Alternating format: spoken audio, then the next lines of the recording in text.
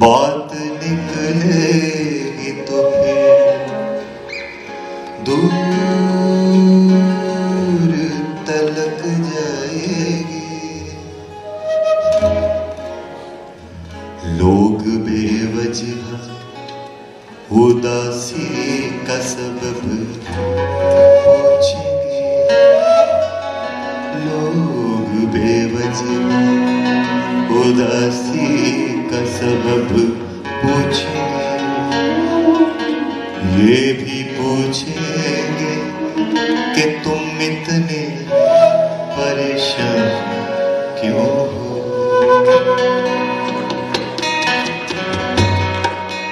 उंगलियां उठेंगी सूखे हुए बालों की तरफ।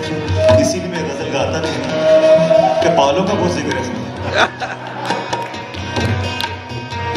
उंगलियां उठेंगी सूखे हुए बालों की तरफ।